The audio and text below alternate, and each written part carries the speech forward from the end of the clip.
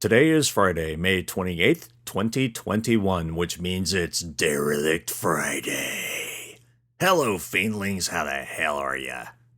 I'm sitting here enjoying a cup of corpse coffee.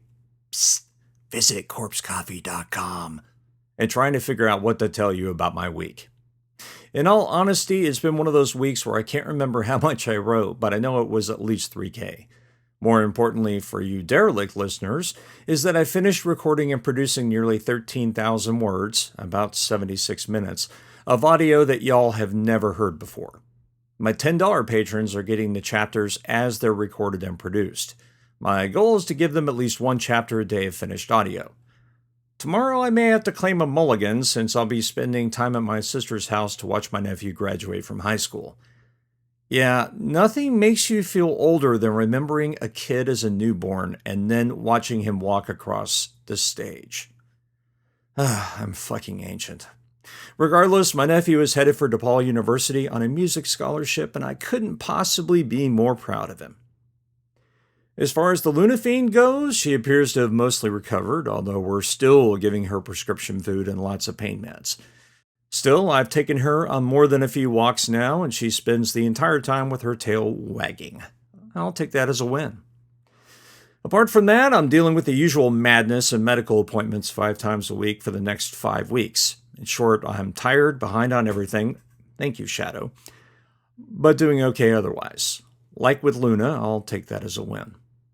With that, let's get rolling and find out just what the effing void is going on at Trident Station. Be safe, have a great week, and we'll talk again real soon. Here's episode 25 of Derelict, Trident, chapter 42. Crystals of ice, pieces of debris, and the occasional human-sized or larger piece of unmoored equipment strobed by in the light of her helmet cam. With Dickerson attached to her, she could barely maneuver in here. They had to find some place to set down and make a stand. With a few block commands, she activated the suit thrusters in sequence and mostly halted the spin. Taking a chance, she pumped her suit lights to full for a brief second, just to get a feel for their surroundings. Her body vibrated, and she knew Dickerson had fired a flechette. The area had more than its fair share of damaged bulkheads, smashed equipment, and debris. The creatures had been busy in here. She found a landing spot near a plasteel cubicle. "Get ready to land, using mags." "Copy," Dickerson said. "This is going to suck," she told herself. She turned one of her mag gloves to full power, as well as the boot opposite. A last puff from the suit thrusters pushed the 2 bodies toward the deck plate. The magnetics finally made contact, and they slammed into the steel hard enough to make her teeth clack. Kelly's helmet rocked against Dickerson's shoulder, and he yelped through the comms. Her brain ached, an all-too familiar sensation after the skiff wreck aboard Mira. Yet another concussion, she thought. She disengaged the boot's field and used her hand as a fulcrum to flip over Dickerson. Her HUD immediately lit, letting her know Dickerson had fired his weapon again. She brought her feet toward the deck, disengaged the glove's magnetics, and simultaneously brought both boots to life. She slammed into the deck again, her brain rewarding her with a painful vibration in her already aching skull. Stars danced before her eyes, but she willed them away. Dickerson's suit lights were turned down to nearly nothing. Kelly had already killed hers before pushing the pair of them to the outmost steel deck. In the almost imperceptible light, she saw the telltale shimmer of photons sparkling against the creature's carapaces. She counted 3 starfish. A flechette detonated on one of them. The stun round's explosion sent lightning bolts of electricity arcing across the shadowy form. It exploded into clouds of crumbling debris. The remaining pair of starfish backed off, finally realizing the 2 Marines might not be worth the trouble, but she saw they weren't leaving either. They floated in the darkness like hunters preventing their quarry's escape. "Dickerson?" "Yeah? he said, sounding more out of breath than she liked. I'll conserve ammo. I think they got the message." "Copy. Now give me a damage report." "Okay, I think you dislocated my fucking shoulder." Void wept. "Same one?" "Same void damned one." He groaned extravagantly. She could tell he was hemming it up, but she also knew he was in real pain. "Corporal, we really need some R&R. "No argument here," she said. "Get up. I'll cover." Copy. Shit, this is going to hurt. He groaned through the mic again and pushed himself upward with his mag boots locked. When he came to a standing position, he loosed another moan. Microgravity can kiss my ass, he said. Callie kept her eyes focused on the shapes still floating at the next bulkhead intersection. Can you fight?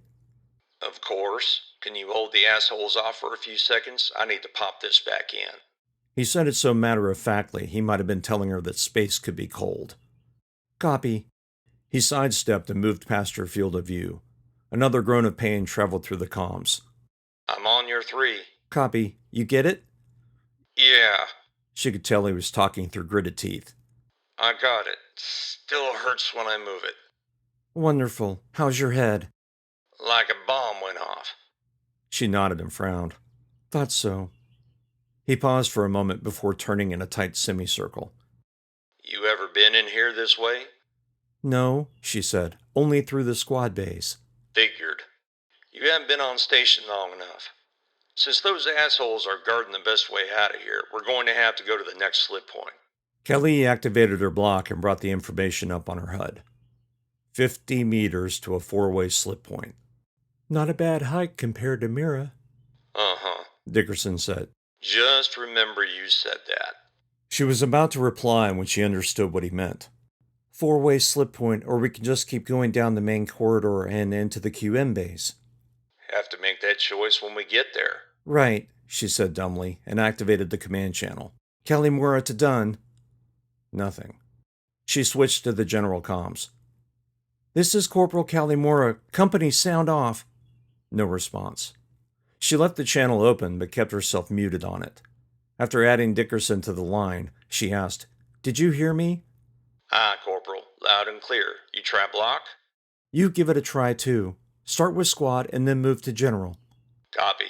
Kelly tried to open a block connection to Dunn. Nothing. Frowning, she pinged Black. Nothing. Fuck. Dickerson's voice erupted over the general comms, asking for someone to sound off. When no one responded, he said over the private channel, No joy. She pinged Dickerson's block, and the connection was strong and clear. He pinged her back in response. No problem there, I guess, she said. Apart from you and me, we might as well be deaf. And mostly blind. Kelly took in a deep breath. We've got a little under an hour until we start baking in these suits. Aye, Dickerson said. Not much cover here, Corporal. I know. Stagger formation. Keep your eyes locked on our front and I'll watch your 6. If I have to get in front of you, I'll stay low. Copy. Move. Kelly sidestepped in her mag boots on the port side. Dickerson waited for her to advance 3 meters before taking up position 2 meters to starboard. She brought up her rear suit cam and made its window the same size as what lay in front of her. It would make walking trickier, constantly having to monitor the 2 feeds, but it was the only way for her to guard against a flank.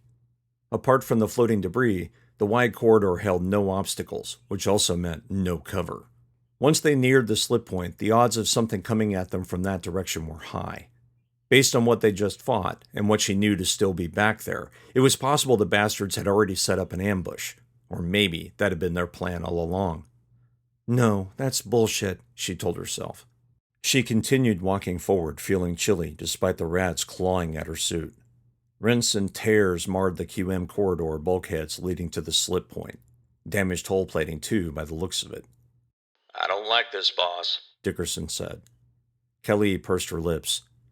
Do you think they communicate? She said, desperately attempting to keep her voice steady. Dickerson didn't respond immediately, nor had she expected him to. Her eyes flicked from cam to cam, occasionally straying to the map on her HUD, or to glance at the rad gauges and her suit's temperature. Gunny would have called it head on a swivel. Yes, he said. For all I know, they have a void-damned language and tomes of literature, too coordinated to just be instinct. I don't know about that, she said, the iciness thinning in her blood. Why did so many of them follow the beacon straight into Pluto? Doesn't sound like sentient behavior. Dickerson paused. Corporal, before we continue this conversation, may I drop a claymore? Aye, she said immediately. Through her suit cam, she watched him toss the device behind them, a brief flash on her HUD warning her it was armed. Neither of their suits would set it off, but they could still get shredded if they were too close when it detonated. Sentient behavior, Dickerson said. She could hear relief in his voice, and she realized why he'd asked in the first place. The radius of their suit lights was dimming. They could be EU social like bees or ants, have a hive mind coordinating their movements.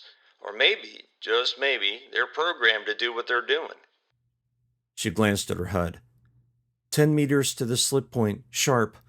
Aye, boss. She took another step and trembled before her next. Either that or something had struck the hull plate she and Dickerson were walking on. Don't you dare freeze, she said to herself. What had Dickerson been saying? What had... Programmed. Huh? A pause. Programmed. Yeah, I mean, who's to say they're not machines of some kind, made as something we don't know about or something we simply don't understand, for the moment. She found herself nodding. Would explain a few things, but if they've been here as long as Pluto existed, or any of the other ice balls out here, that's like millions of years. How does that work? Don't know, Dickerson said. If I didn't feel like a starfish was about to shear this deck plate and take me for a short and painful ride, I might could come up with something. Kelly chuckled. Dickerson, you ever noticed your colloquial folksy accent gets a little deeper when you're scared shitless? Really? He said, voice flat and robotic. Well, if that don't beat, I'll get out. She trembled again. No, this time it was the deck plate. Something was beneath them and making its way through the atmosteel or crashing into it. A bell chimed over her headset, and her HUD flashed a yellow diamond symbol twice, before remaining as a semi-transparent floating rune on the display.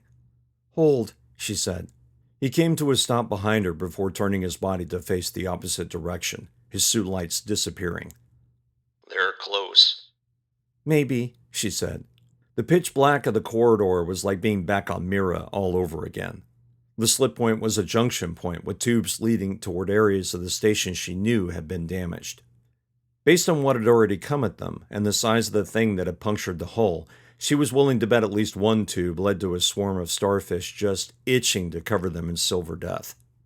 Shut up, Marine, Gunny's voice said in her mind. Quit whining and solve the problem. How many claymores did they have left? Not enough to cover themselves for long. They just hadn't had the supplies. What was the saying? Water, water everywhere? They were in the QM bay and couldn't get to the weapons. Or could they? Dickerson, watch cams. Aye, Corporal. Asinine order, she thought, and brought up the QM bay schematics. They had to travel spinward to reach Caranios' inner domain, where everything from hollow sheets to nukes could be found. Spinward. Kelly sent a block command, and the HUD lit with a 360-degree model of the corridor. She saw a symbol and zoomed in on it. A warm flush crossed her cheeks, and she looked upward. Without gravity, it was impossible to tell which was the floor and which was ceiling. From their current vantage point, they were now walking on a bulkhead rather than the decking. And there it was, the maintenance shaft. Dickerson, how do you feel about taking a shortcut? He was silent for a moment. Oh shit, you think we'll fit through that? Has to be large enough for engineering suits. I think we'll fit. It's either that or the slip point. He said nothing. Unless you have a better suggestion? The rad warning blinked again. Let's say I don't, let's say we get in the fucking vent. But, she said, rads might be higher in there. He didn't skip a beat. Doesn't matter, we're exposed and something's coming. Something big. Agreed. She placed a waypoint on the map and they mag-walked in utter darkness to the maintenance vent. Neither said a word until her counter told her it was less than a meter from her feet. The rad warning decreased slightly. Well, that's good news, Dickerson said. Hold on a sec. His digital silhouette bent low and he reached for the vent. His gloves grabbed hold of something and she watched his body rise, the vent opening behind him. Wait, how'd you know how to do that? She could hear a shrug in his voice. When you get bored enough and shit-faced enough, some folks like to play hide and seek. You have to be kidding. He laughed. You first, Corporal.